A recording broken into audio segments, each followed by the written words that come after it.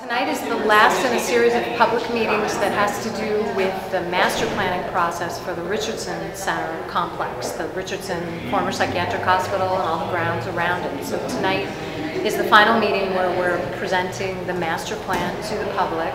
It's looking at 30, 40 years worth of time frame and any economic situation you might be able to think of. But we're also then trying to break out a first phase of work that after tonight we'll start to move into implementing.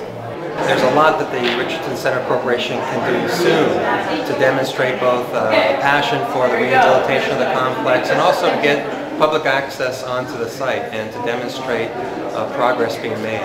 In the next 5 to 7 years, for about a little over $50 million, the RCC could accomplish a great deal, both in terms of the site and also the occupation of portions of the building.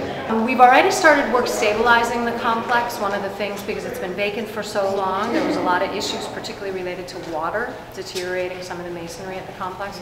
So you can see today, if you look carefully, some work we've done on patching roofs and stabilizing some of the connectors that were falling down, and in fact stabilizing a whole building that was falling down.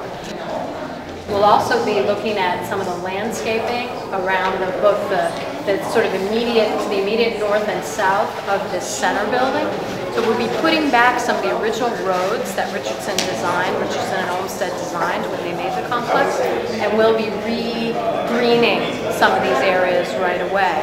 A lot of the money is going to prepare these buildings for uses that include an architecture center, a visitor center, a boutique hotel, a conference center, are sort of the uses that we envision for this center portion.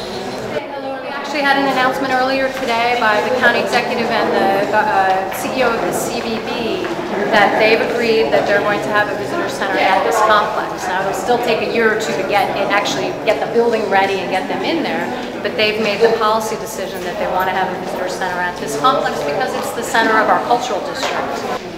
Thanks to the state of New York, the governor, the legislature, we have some money.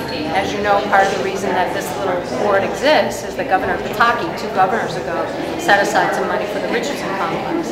So we do have some money to use on capital.